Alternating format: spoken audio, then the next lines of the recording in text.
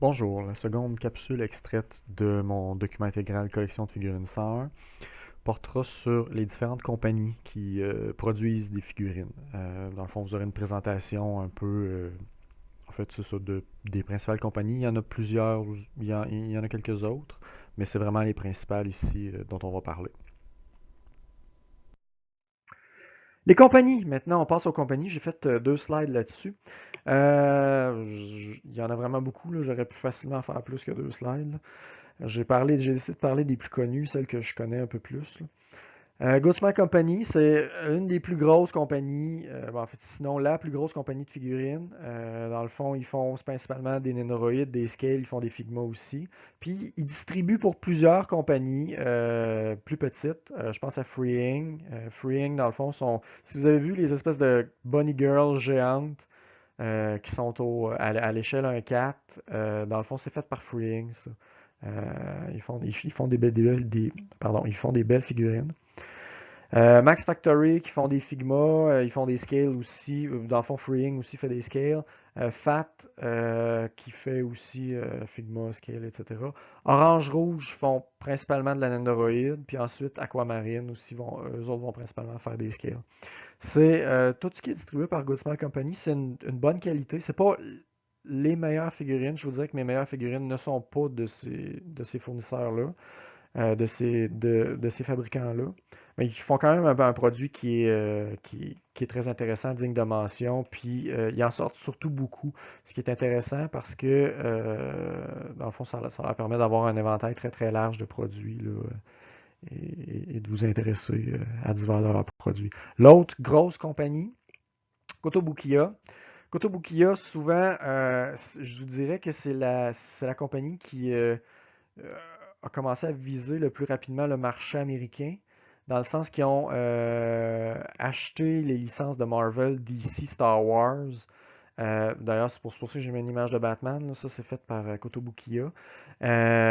Donc, dans le fond, si vous cherchez une statue de Darth Vader ou quelque chose comme ça, Kotobukiya l'a fait.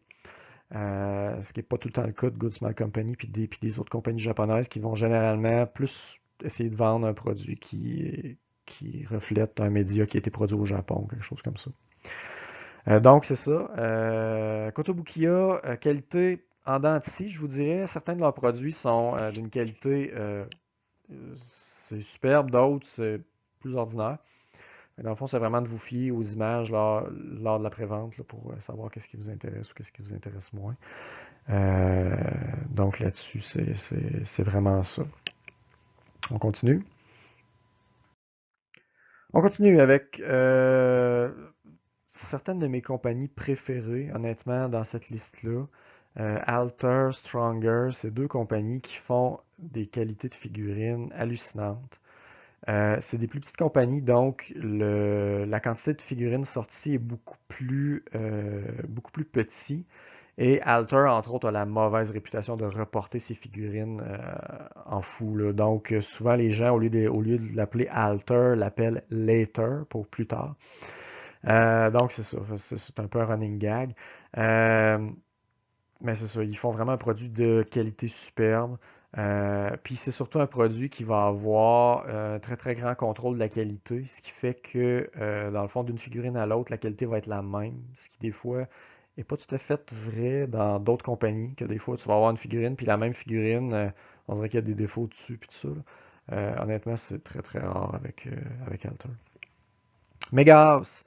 Megahouse, c'est une compagnie qui fait des figurines scale principalement.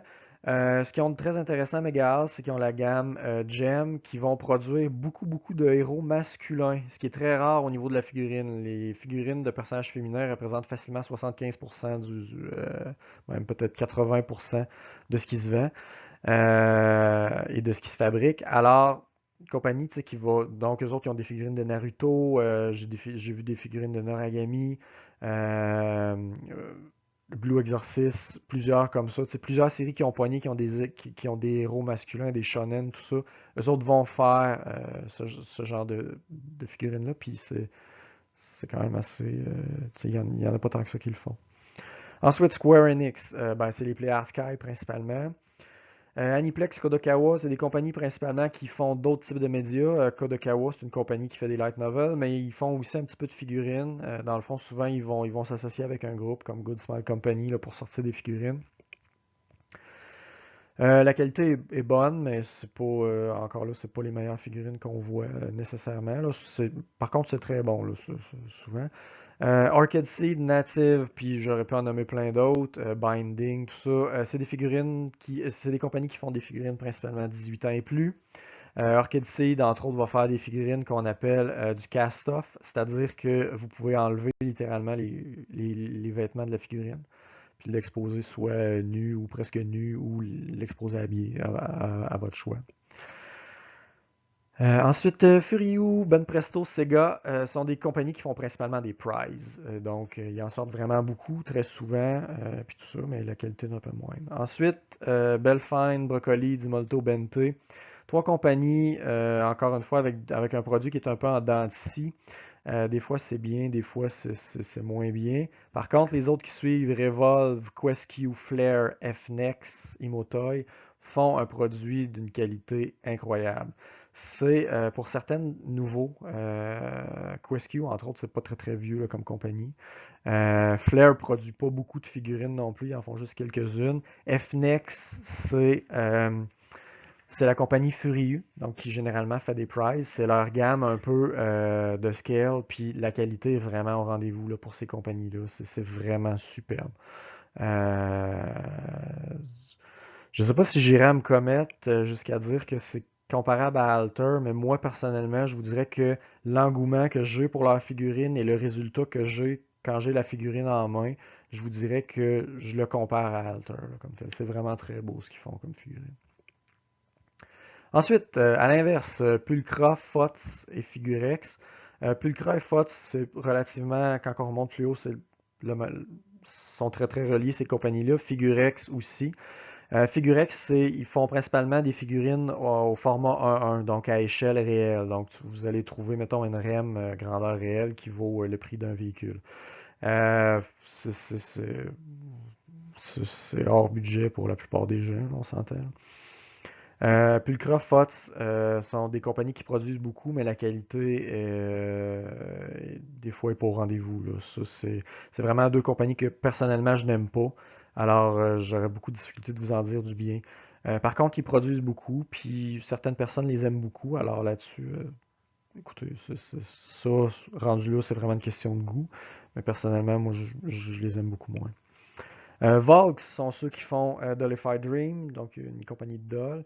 Ensuite, Mietos. Mietos est un peu le mouton noir dans ces en fait, est un peu l'exception. Non, je me reprends. Est un peu l'exception, puisque ce n'est pas une compagnie japonaise.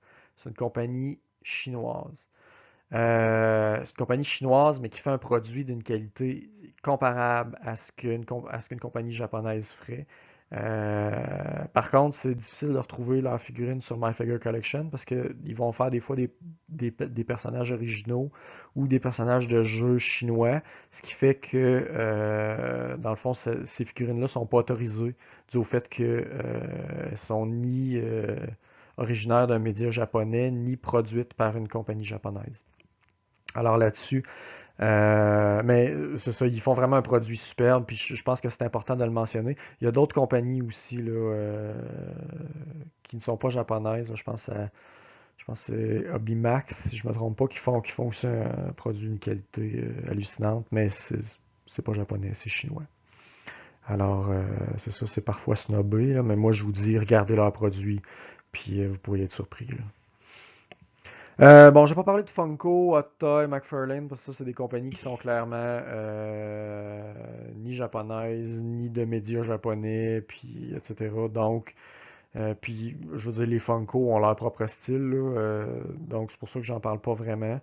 C'est vraiment pas ma spécialité, ni mon champ d'intérêt là, comme tel de ce que je collectionne. Puis, donc, c'est ça.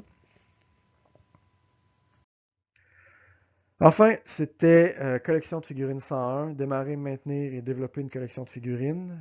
Mon nom est Kuroasu Kitsune et j'espère vous avoir motivé à commencer une collection de figurines et vous avoir expliqué comment faire. Alors sur ce, je vous souhaite une bonne chance dans vos collections.